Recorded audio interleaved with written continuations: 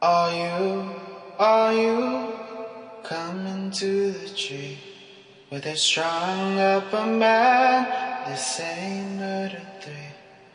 Strange things that happen here, but stranger would it be if we met at midnight in the hanging tree? Welcome to Strange Things, broadcasting from the Raimundo Rios Mayo Library in Arkanasa. And welcome to the show. It's February 25th, 2017. This will be season number 2, episode 8. Tonight, we're going to be talking about strange creatures. Something was lurking in the brush.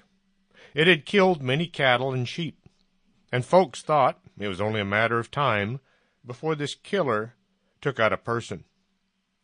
The year was 1886, and the ranchers of Madison Valley, Montana, were losing too much livestock to this unknown creature. A rancher named Israel Hutchins had lost a few cows to this beast, and he intended to shoot it if he ever got the chance. Most of his neighbors thought it was a wolf. It was big and covered with brown hair, with black hair mostly across its back. Those who saw the thing said it looked kind of like a wolf, but it was fast and deadly. Any time a rancher was able to take a shot, the beast just managed to run away. Israel spent many a day and quite a few nights out guarding his herd and waiting. When one day he spotted his foe, the creature was about to attack one of his cows. He took careful aim and fired. At long last, the marauder was down. Israel looked over the body of the killer, and then he became confused. It kind of looked like a wolf, but then again it kind of didn't. He took the body into town and traded it to a local taxidermist for a new cow to replace the one he had lost. And Joseph Sherwood mounted the creature in what he considered was an aggressive pose, and then he tried to figure out what he had. The head came to a point, and the jaws didn't look anything like a dog or a wolf. Not knowing what to call the thing, he began to refer to it as the ringdocus. Joseph put it on display at his general store near Henry Lake, Idaho, until the 1980s, when the body mysteriously disappeared. Where did he come up with the name ringdocus? No one can say for sure. It is an unknown name for an unknown animal. The local Indians had a legend of a Shunka-Warwakin. The Shunka-Warwakin is an animal mentioned in American folklore that is said to resemble a wolf, a hyena, or kind of both. If you look at the ringdocus, it does look like a cross between both creatures. According to cryptozoologist Loren Coleman, Shunka-Warwakin means carries off dogs. Coleman suggested that the creature was some animal unknown to modern sources. From December 2005 to November of 2006, an unusual-looking wolf killed 36 sheep and injured 71 more in Macomb, the surrounding counties in Montana. It was shot November 2nd, 2006 in Garfield County, Montana, after having killed 120 sheep. Montana wildlife officials were unable to identify the 106-pound reddish-yellow animal. Loren Coleman suggested that it was a Shunka-Warwakin. Naturally, the nasty, noisy, negative naysayers will tell you it's just a wolf and nothing more. These folks refuse to ever entertain the possibility that there might be things out there that science just can't explain. Dover, Massachusetts, just west of Boston, April 1977. A weird-looking creature was seen on 3 separate occasions by a number of witnesses. The creature was described as being about 3 feet tall. Its skin was tan and kind of looked like sandpaper. No hair was visible. It had a large head for the size of its body, and the head was shaped like a watermelon. The eyes were orange, and they glowed with an inner light. The arms and the legs were thin, and they didn't look as if they could support the body. When confronted, it gave out a high-pitched scream, likened to the sound of a hawk, followed by a hiss like a snake. The creature was first seen on Farm Street, and then Miller Hill Road. The last report was on Springdale Avenue. Both Miller Hill Road and Springdale Avenue cross Farm Street, so the thing wasn't wandering too far. Some folks speculated the being was an alien from outer space. Others are convinced it was some scientific experiment that had escaped. Now, if you look at the images of the Dover Demon, they look a lot like what people are now calling the Rake. The Dover Demon hasn't been seen since that last appearance. At first, I wasn't going to talk about the Jersey Devil. It seems to me just about everything anyone could say has already been said. But then I got to thinking, maybe some of y'all out there don't run in the same circles I do, so here it is, the Jersey Devil. The story goes, back in 1735, a woman living in what is called the Pine Barrens gave birth to this legend. She was called Mother Leeds, and this was to be her 13th child. And she wasn't too keen on making her family any bigger than it already was. Her husband was a known drunk and did little to help out or support the family. Mother Leeds placed a curse on the yet-to-be-born child, declaring it might as well be a devil. When number 13 arrived, he was misshapen, to say the least.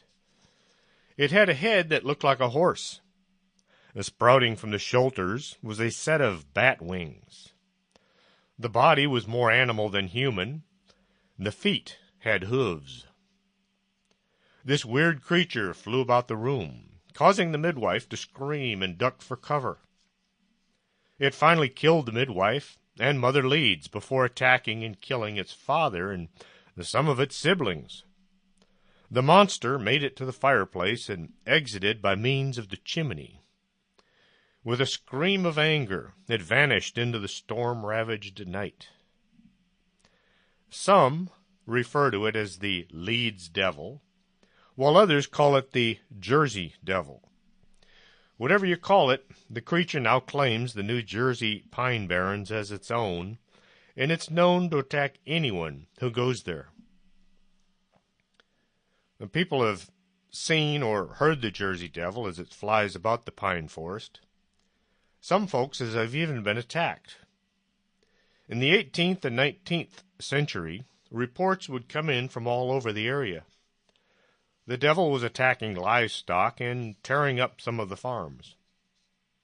On January 16th, 1909, reports started coming in from the Delaware Valley that some mysterious thing was seen flying about.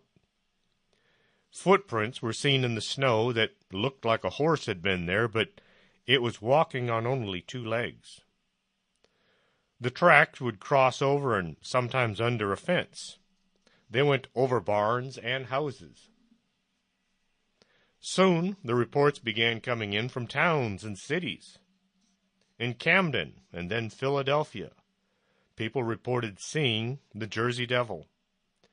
The authorities decided to try to follow this elusive creature. They enlisted the aid of bloodhounds to follow the Jersey Devil, but the dogs refused. Instead, the hounds all cowered in their pens. We're going to break now, play a couple commercials. We'll be right back, so don't go away.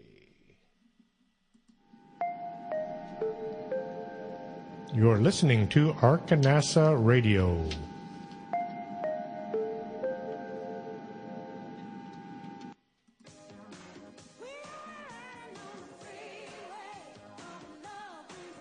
Do you have skin?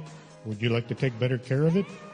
Call Lourdes James, independent beauty consultant, and set up an appointment. Call 723-3019.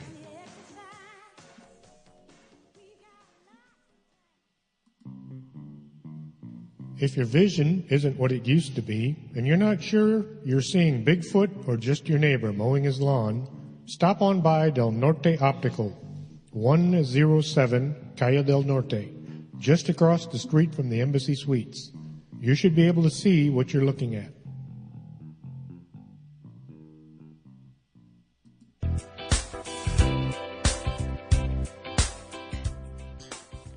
Looking for a great cup of coffee? Swing on by the Organic Man Coffee Truck, 1002 Etterby Day, Suite number 7. Not a coffee drinker? They have hot chocolate, hot tea, and sometimes muffins and cookies. It's a great place to meet your friends for a conversation or curl up in the corner with a good book. The Organic Man Coffee Truck. Life is too short to drink bad coffee.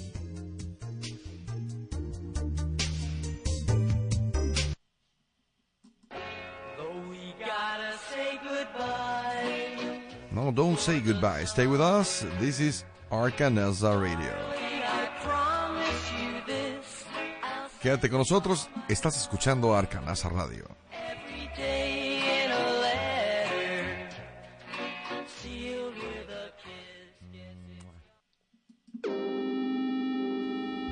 You're listening to Strange Things with Chris James. And welcome back to the show. We were talking about the Jersey Devil back in the 1800s.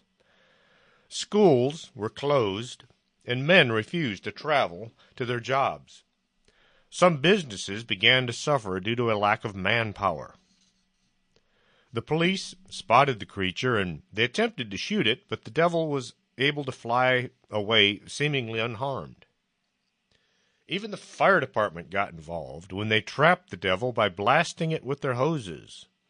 The devil always managed to escape, despite the best efforts to capture or kill it. Livestock in these areas went missing or were killed. Some descriptions of the Jersey Devil are a bit different. It is said to have the head of a dog, the body of a kangaroo, and usually large leathery wings and either horns or antlers. The Jersey Devil hasn't been nearly as active since that week in the 1900s, but there are still reports coming in today. 1972. A young woman was returning from college when she had her encounter. She was driving along Green Tree Road when she spotted something crossing the road behind her car. She slowed and looked in the rearview mirror. The creature was taller than a man, and it walked as if it's hunched over. It had what looked like goat legs and a furry covering on his head. It walked as if it weighed quite a bit, kind of plodding along. She was so terrified by what she'd seen, when she got to her apartment, she stayed in her car until the sun came up. A young boy went camping in the Pine Barrens when he had his encounter. He had been bow hunting and had nailed a rabbit for dinner. As he made his way back to his campsite, he became aware of something following him. He could hear it moving as he would walk, but whenever he stopped, it would stop as well. Once back at his tent, Keith got a small fire going in order to cook his meal. As he sat over the fire, the thing that had followed him was now moving in a circle around him. It moved through the brush, never coming close enough to be seen. After crawling into his tent for the night, the thing let out with a scream. Keith said it sounded like an air horn of a truck. And just as he was getting settled in after the scream, the sound of hooves stomping behind his tent got his attention. Keith laid there clutching his knife and hoping for the best. The creature never came any closer, but Keith didn't get any sleep that night. He said he'd never go camping alone again, and he was absolutely not interested in camping in the Pine Barrens ever again. A high school girl had a run-in with the devil while canoeing in the pines. Kelly had been on 3 different field trips with her class into the Pine Barrens. She heard something walking through the thick brush as she paddled down the river. It sounded as if it was walking on 2 feet. The footsteps were accompanied by low, throaty growls that didn't match any known animal. During her sophomore year, as she was getting used to canoeing, Kelly and a friend had found a bag that had been ripped to shreds. The ground around it was covered with hoof prints. They looked like horse hooves, only a lot bigger. As they stood there looking at the ground, the sound of a beast came from the trees. It sounded angry and full of hate. They took off down the river, but now the thing was following them through the trees. They could hear the sound of hooves crunching on limbs and the occasional growl. At the most inopportune moment, the canoe was flipped. The 2 teens were forced to struggle just to stay afloat. They lost everything into the river. Thinking at any minute the creature would attack, they swam along holding the partially submerged canoe. They made it out of the trees and into a clearing, and the creature didn't follow them after that. They were both glad to still be alive, if cold and wet. They found their way back to the school bus and loaded the canoe, and as the bus was pulling out, Kelly thought she saw a woman standing by a cottage. The woman was scratched and bleeding as if she'd been running through the trees. As Kelly watched, the woman just seemed to fade away and vanish. Now, could the Jersey Devil be a kind of a shapeshifter, taking on human form when it was convenient and becoming the devil when it was time to hunt? I love camping, but these days as my body has recorded all my misadventures and it hurts if I sleep on the ground, my new form of camping involves a trailer with a bed and a shower. RVing is so much nicer and safer. I doubt I'll ever take my RV into the Pine Barrens, though.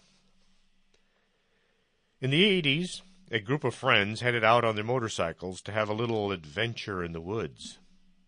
They set up their camp, and everyone had a good night. Early in the morning, Frank and 2 others went out on the trails to see the area around them. They motored along until they were about 100 yards from camp, when Frank's motorbike stalled. This was almost immediately followed by his friends' bikes both stalling as well. 1 bike quitting is not unheard of, but 3, all at the same time, that's unheard of. From the trees around them came an inhuman scream. It sounded wild and angry. The 3 were practically glued to their spot. It took too long for the 3 to make their way back to camp, pushing and pulling their out-of-commission bikes. Once back at camp, the rest of the group said they had heard the screaming noises as well. No one was able to guess what was making that sound, but it went away and soon it was pushed to the back of everyone's minds. Brushing off this scary episode, they got back to camping and enjoying being out in the woods. Now, young guys have got to have their drinks. So the campers headed into town to buy some more beer. The local bartender asked why these guys all looked so shook up. When they explained about the sounds, the bartender said they must have had a run-in with the Jersey Devil. He showed the boys his garbage cans, which all had been torn to pieces. The rips had been made by something with 3 claws on each arm. Now Frank has decided to put an X through the Pine Barrens and never go back to that location again. 1952. Flatwoods, West Virginia. A group of boys saw a large, glowing object go streaking through the sky. Thinking it might be a UFO, the boys took off in the direction that the light had gone. There were two brothers, Edward, who was 13, and Fred May, who was 12, and with them was their friend Tommy Heyer, who was 10. They witnessed the object cross the sky and then come to rest on land belonging to a local farmer, G. Bailey Fisher. The May brothers went to their home to tell their mother what they had seen. Kathleen May, then accompanied by the three boys, along with the local children, Neil Nunley, who was 14, and Ronnie Shaver, who was 10, they went to see if they could find this landed craft. As they walked, they were joined by a 17-year-old West Virginia National Guardsman named Eugene Lemon. The posse traveled to the Fisher farm in an effort to locate whatever it is that these boys had seen. Eugene Lemon had brought his dog along.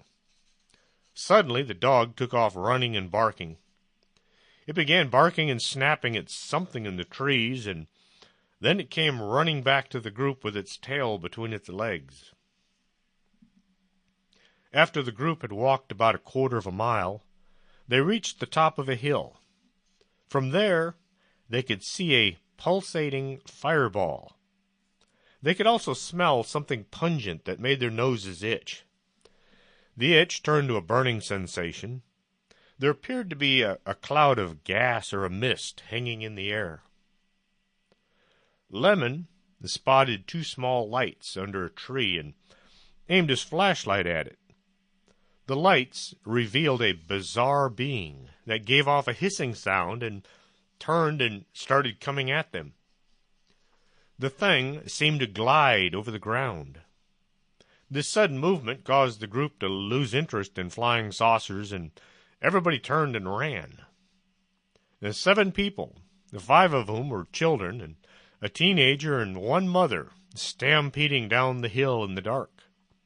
Surprisingly, no one was lost or injured. Mrs. May called the sheriff's department as soon as she got home, and she reported this weird thing in the woods near her home. Sheriff Carr came to the scene, and he took their statements, and then he went off to investigate the incident. Lee Stewart, a reporter from the Braxton Democrat, came along who was interested in filing a report for the newspaper. The sheriff and one deputy searched the area where the thing had been. They said they could smell a metallic aroma that still lingered in the air. Lee Stewart visited the site of the encounter for a second time, and he discovered 2 elongated tracks in the mud, as well as traces of a thick black liquid that he couldn't identify. He immediately reported them as being possible signs of a saucer landing, based on the premise that the area had not been subject to vehicle traffic for at least a year. Later, a UFO investigation team called the Civilian Saucer Investigations came to see if they could find anything from the witnesses. A Mr. William and a Donna Smith took the descriptions from the children and Mrs. May. They also talked to Eugene Lemon's mother, who had been home at the time of the encounter. She said her radio had suddenly quit working, and that suddenly the house began to shake as if it was an earthquake or something. The descriptions that everyone gave matched those given by other people who had had a similar encounter. A mother and her 21-year-old daughter had seen something that had also given off this strange gas cloud that smelled like burning metal. It also caused their eyes to water and their noses to burn. This had happened a week before the May incident. The daughter had been put in the hospital for 3 weeks as a result of her encounter. The director of the local school board said he had seen a flying saucer as it took off about 6:30 in the morning, the day right after the 7 had had their run-in. The creature everyone had seen was described as being some kind of a robot, or part creature, part robot. It hovered just above the ground, and it moved from place to place without touching the ground. The gas had come from the lower section of the flying craft. Some of the folks who had been walking up the hill on September 12th all began reporting similar physical symptoms. They all believed this was caused by breathing the gas or the mist that was being given off by this creature. The local doctor said the symptoms were very similar to soldiers who had been gassed with mustard gas during World War I. Just a note, mustard gas doesn't contain any mustard, and it's not yellow. The Germans had been using chlorine gas, which came in a gray cylinder. To differentiate this new blister-causing gas from the chlorine, the gas was delivered in a yellow tank. The yellow tanks gave the impression of mustard, and so the gas was named mustard gas. All these reports of this strange flying robotic creature are now filed under the Flatwoods Monster. If you're interested, Stanton Friedman has looked into this, and he has quite a bit to say about it at his website. November 20th, 2011. The Creature of Mud Creek Road. In Pennsylvania, November 20th, 2011, outside of Troy, in Bradford County, Pennsylvania. A couple were driving when they saw something on the side of the road. It scared them both so badly they were still shaken up by the sighting a year later. At about 11:05, they were driving on Mud Creek Road, traveling west towards Highway 14 near Troy. As they drove down the dark road, their attention was drawn to the left side of the road. The man who was driving said he saw some movement, which he mentioned to his girlfriend. The woman initially thought that a naked man was crawling along the side of the road. Not the kind of thing you expect to see, but I've seen some folks do some very weird things on occasion. Too much booze and not enough forethought. And we're going to break here, play a couple commercials, so don't go away. We'll be right back after this. You're listening to Arkanasa Radio.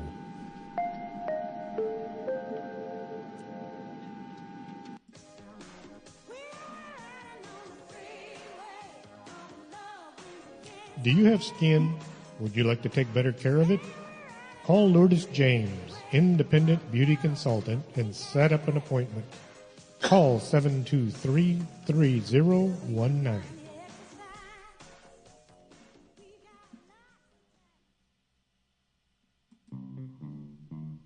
If your vision isn't what it used to be, and you're not sure you're seeing Bigfoot or just your neighbor mowing his lawn, stop on by Del Norte Optical, 107 Calle del Norte, just across the street from the Embassy Suites. You should be able to see what you're looking at.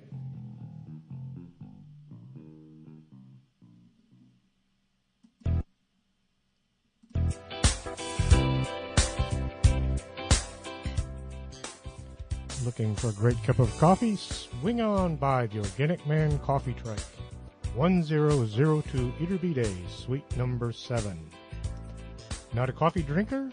They have hot chocolate, hot tea, and sometimes muffins and cookies. It's a great place to meet your friends for a conversation or curl up in the corner with a good book. The Organic Man Coffee Trike. Life is too short to drink bad coffee.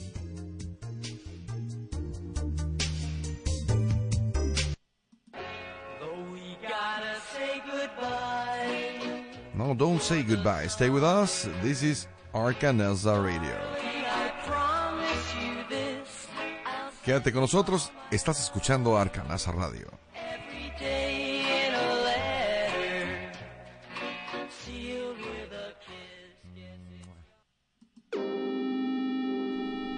You're listening to Strange Things with Chris James.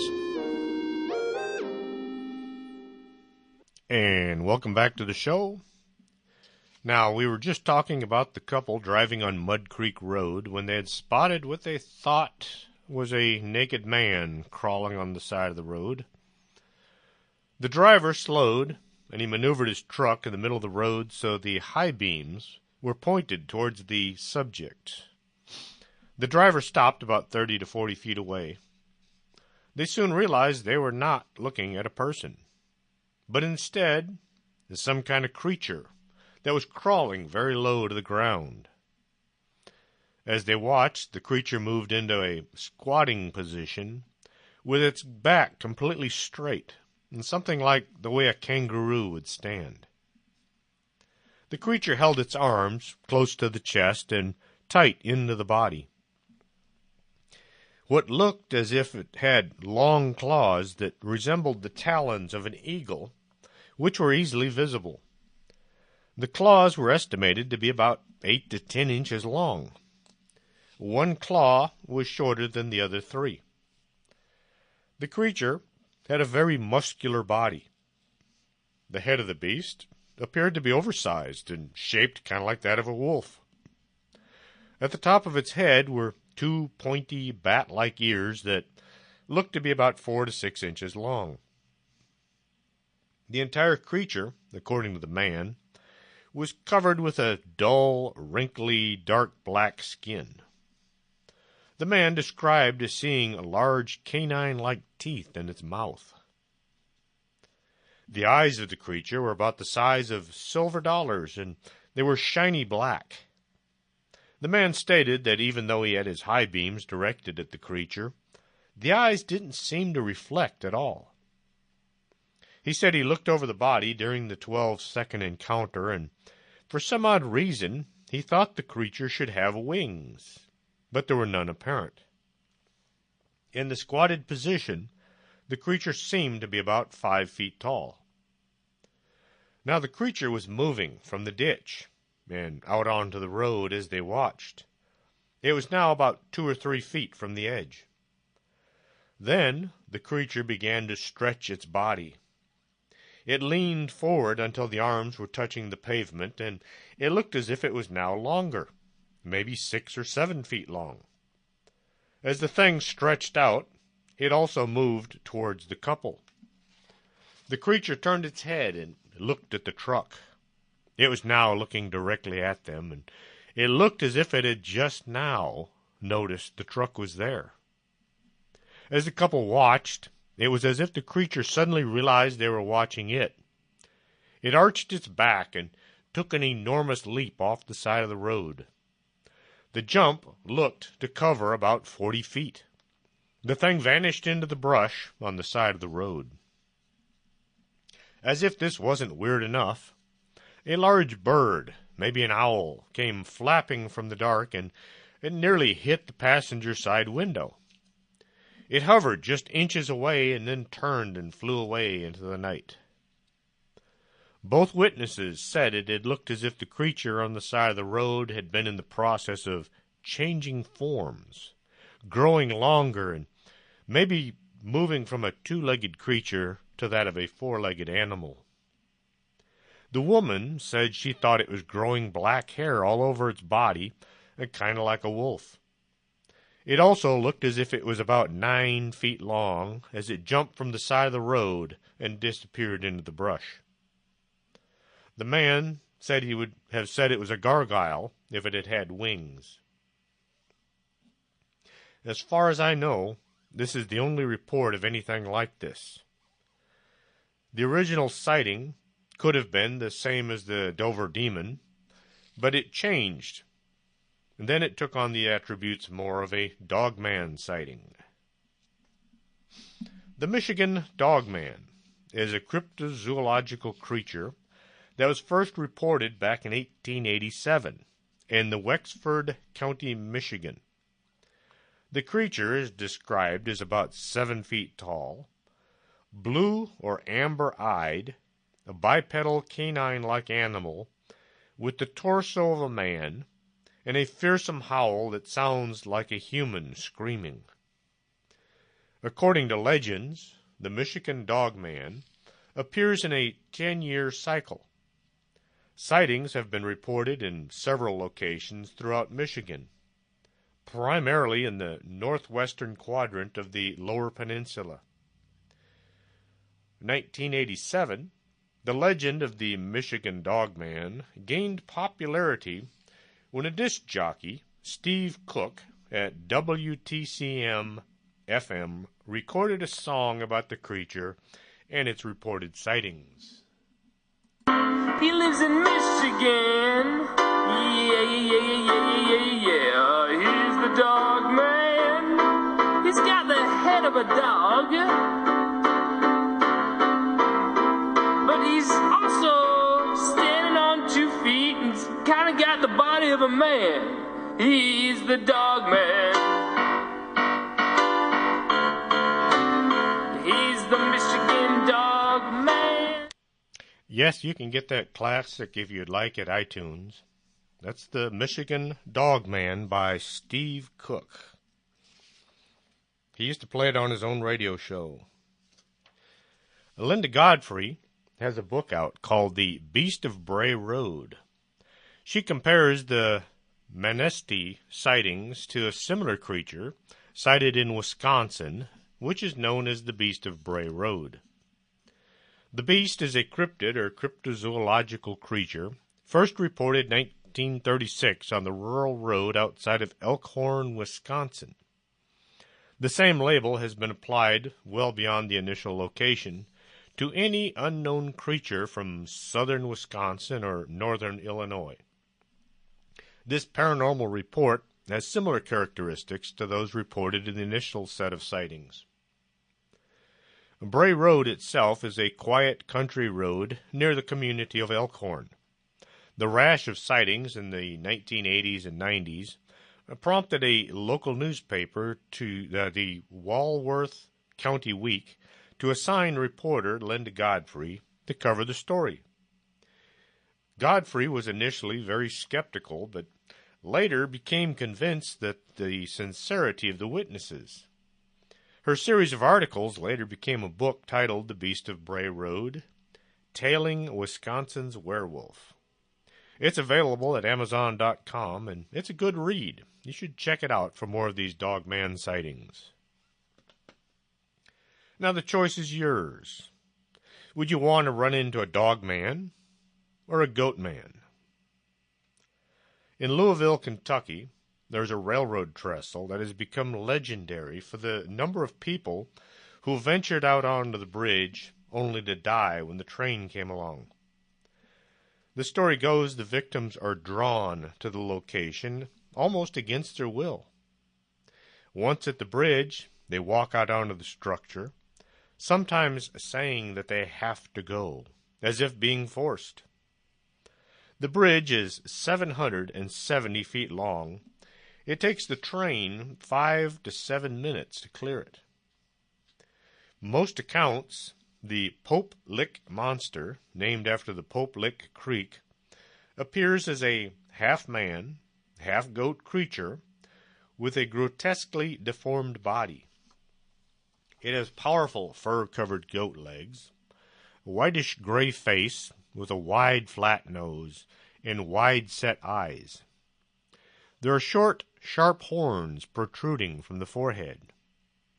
Most of the creature is covered with long, greasy hair that matches the color of the fur on the legs. According to some accounts, the creature uses either hypnosis or voice mimicry to lure trespassers onto the trestle to meet their death as an oncoming train comes along, and the victim is forced to attempt to outrun it or to dangle over the side of the bridge. Try hanging by your hands for 5 to 7 minutes. Other stories claim the monster jumps down from the trestle onto the roofs of cars passing beneath it. And still more legends tell that it attacks its victims with a blood-stained axe. The Goat Man is described as having an unquenching hatred of man and uses whatever means at its disposal to seek vengeance. There are a number of reports of otherwise rational people suddenly venturing out onto the bridge, saying that they have to go. One young man went as far as to pay off 1 or 2 debts just before he left. On more than one occasion, the victim wasn't alone. A group of kids all went out onto the bridge thinking they had to go. Now, this is not the only goat man in the United States. There was also a goat man spotted out at Lake Worth back in July 1969. Back in '69, there were no fences or gates to keep people out of the area, so teenagers would drive in and park. This was their version of Lover's Lane.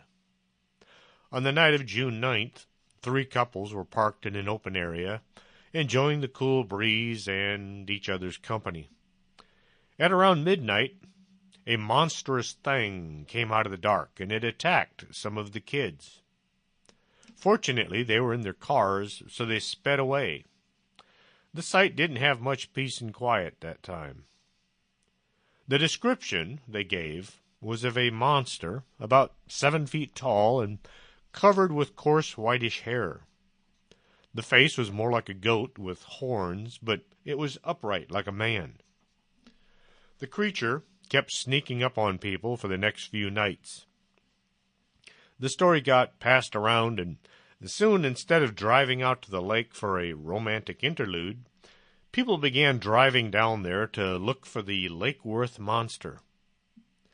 Some teens would drive down to the lake 3 or 4 times a week, always on the hunt for this monster. One couple got what they had come for. They drove down and parked by the lake and then sat there waiting. Soon the girl spotted something coming at them. It looked mean and angry, and so the couple sped away. We've had reports about this thing for about 2 months, a police dispatcher told the Fort Worth Star-Telegram, but we've always laughed them off as just pranks. Then a man showed up with an 18-inch gash on the side of his car, claiming it was caused by this goat man. This got the police's attention. Soon the law was patrolling the area, and teenagers were being kept out for their own good. Hunters began to slip into the area looking to bag a big prize. Some of these hunters had to beef up their courage with strong drink. More than one hunter was mixing booze with guns. Others just showed up with beer to sit and watch the excitement. There wasn't much else to do on a hot June night. Rick Pratt, director of the Greer Island Nature Center at the time, remembers folks coming out with wine and whiskey and beer and having a good time and watching the hunt for the creature. Here was a Sasquatch of our very own, Pratt said. It was a party. What the hell? Let's go. On the night of June 10th, a few dozen people were at the clearing known for dumping near the lake when the monster made another appearance. It appeared on a cliff, looking angry. It threw a tire about 500 feet down at them. Everyone, including a group of sheriff's deputies, ran away in fear. As far as the reports go, no one was ever killed by the Lake Worth goat man. But who knows if someone might have run into the beast out all alone and has never been seen again. There is no relationship between this goat man and the one in Louisville, Kentucky. If you see something that looks like it's part goat and it's part man, you're going to call it the goat man. The two might not even look the same. The only photograph was too blurry and quite out of focus. Two separate creatures just happened to get stuck with the same name. And then there's the Goat Man of Maryland. This one is an axe-wielding, half-animal, half-man creature that was once a scientist who was working in the Beltsville Agriculture Research Center. The local story goes that the scientist was experimenting on goats until one night he screwed up and one of his experiments backfired. Somehow he was mutated and he became a half-goat-like creature himself. He then began attacking cars with an axe and roaming the backwoods of Beltsville, Maryland. One variation of the story has it that the Goat Man was the result of a very early DNA experiment conducted by scientist named Stephen Fletcher, as in Fletchertown Road. As he was mixing his DNA samples, something went wrong and he managed to absorb the chemical into his skin. He turned into a half-goat, half-man, which drove him crazy, and he went on a killing spree. Other variations suggest a more supernatural origin involving the devil. Someone is said to have sold their soul to the devil for some unknown reward. Then, once it was time to pay up, the man was turned into a goat creature at the whim of the devil.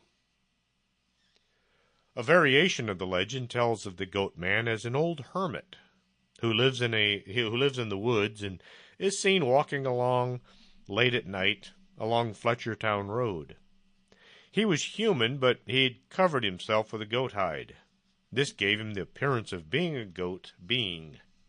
As far as I could read, there were no reports of the hermit attacking anyone. He was just seen walking along the road at night. Now, you might just suggest this is all just made up to keep kids from parking in out-of-the-way locations. Any kind of crazed goat man who's looking for a victim or two is not going to hang out in town. He's going to be in out-of-the-way locations, probably dark, and he can't very well attack a car as it's speeding by, so a parked car with a couple of teenagers is going to be his best target. In Salt Lake City, Utah, 2012, a man was spotted dressed in a goat suit among a herd of wild goats in the mountains of northern Utah, which has wildlife officials worried he could be in danger as hunting season was approaching. Phil Douglas of the Utah Division of Wildlife Resources said the person is doing nothing illegal, but he's worried that this so-called goat man is unaware of the dangers. My very first concern is the person doesn't understand the risk, Douglas said. Who's to say what could happen? Douglas said a man hiking along Ben Lomond Peak in the mountains above Ogden, about 40 miles north of Salt Lake City, spotted this person dressed like a goat among a herd of real goats.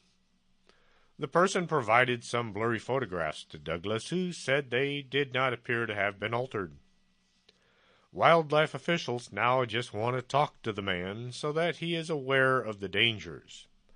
There's no telling what his intentions are, Douglas said, but it is believed he could just be an extreme wildlife enthusiast. People do some pretty out of their kind of things in the name of enjoying wildlife, but I've never had a report like this, Douglas said. There's a saying we have amongst biologists. You don't go far enough, you don't get the data. You go too far, and you don't go home.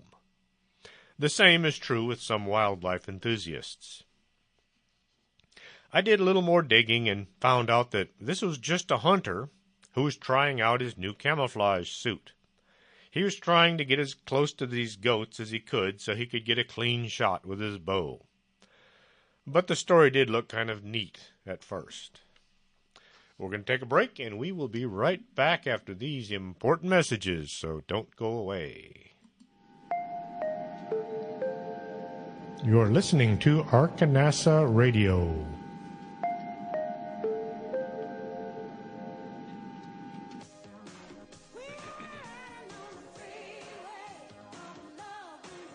Do you have skin? Would you like to take better care of it?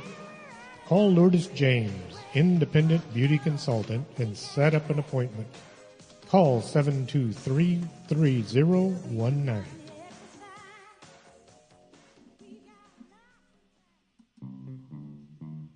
If your vision isn't what it used to be, and you're not sure you're seeing Bigfoot or just your neighbor mowing his lawn, stop on by Del Norte Optical, 107 Calle del Norte, just across the street from the Embassy Suites. You should be able to see what you're looking at.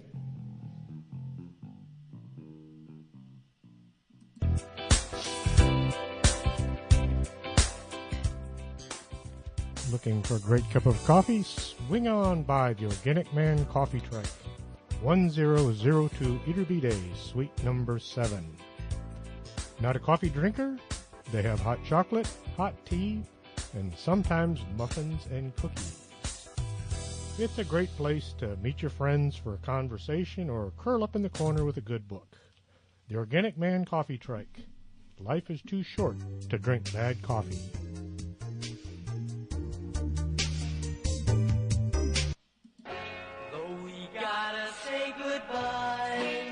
No, don't say goodbye. Stay with us. This is Arcanelza Radio. Quédate con nosotros. Estás escuchando Arcanelza Radio.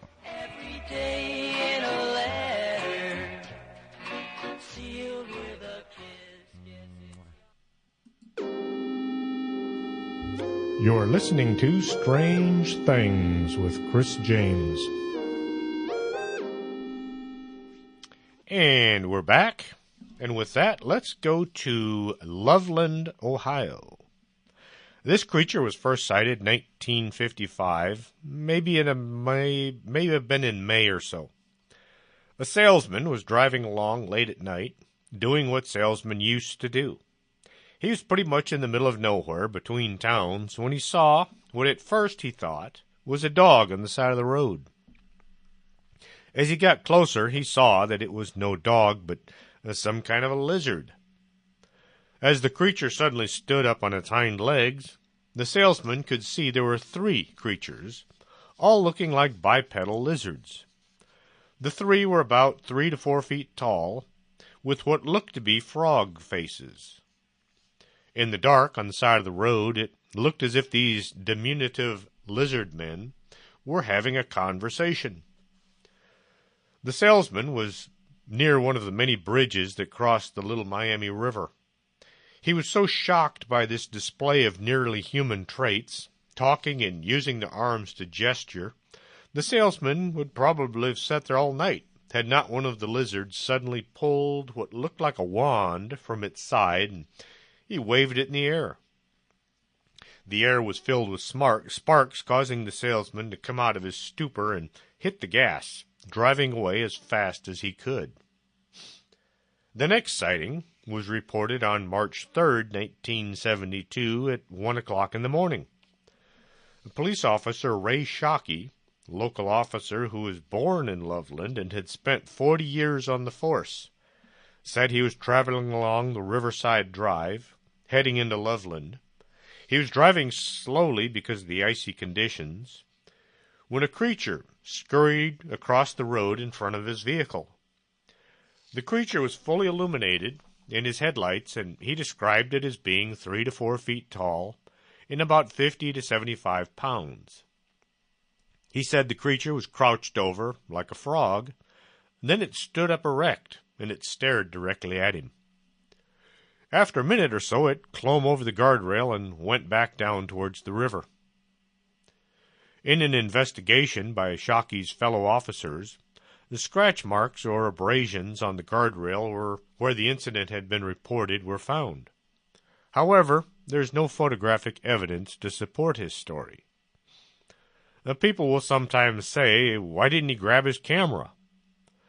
When you have an extraordinary experience, anything like this, the last thing on your mind is, I need to get a picture. No, usually you're thinking, this is crazy and nobody's going to believe me. Then you think, oh yes, photos would be good, but by that time the creature's out of sight. 2 weeks later, Officer Mark Matthews had an encounter with the creatures. He reported seeing something crouched along the icy side of the road. Thinking it was an injured animal, he stopped to see if that was the case. He intended to remove it from the road, but the creature suddenly stood up on its hind legs.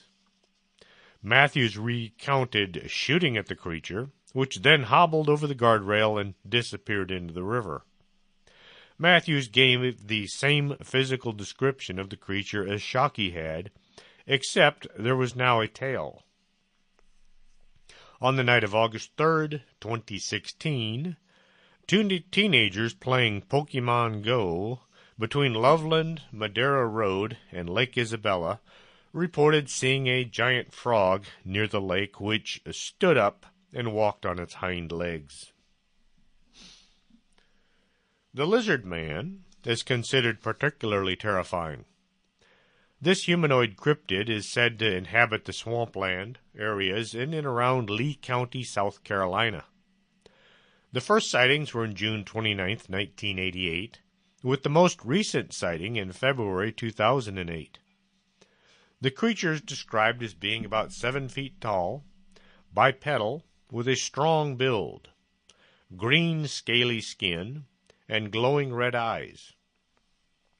Reports state that the lizard man has 3 toes on each foot and 3 fingers on each hand.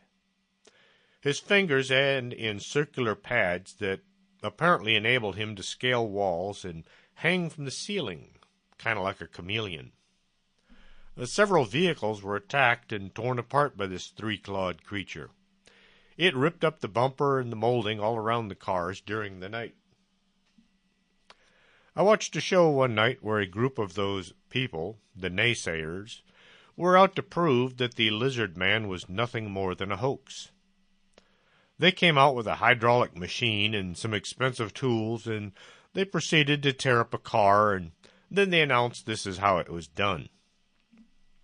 I doubt very many people own this kind of hardware, and hardly anyone would go to such lengths just to get on TV and say their car was trashed by some cryptid. Just because you can recreate the damage using all the vast resources of Hollywood doesn't mean that's how it happened.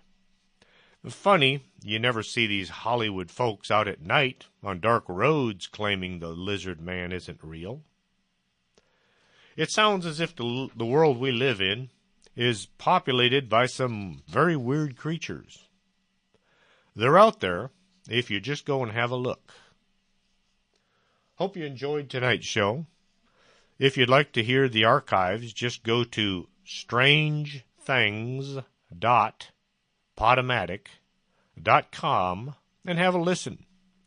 We will be back next Saturday with more Strange Things. Are you coming to the tree where they strung up a man? This ain't murder 3. Strange things that happen here, how stranger would it be if we met at midnight in the hanging tree?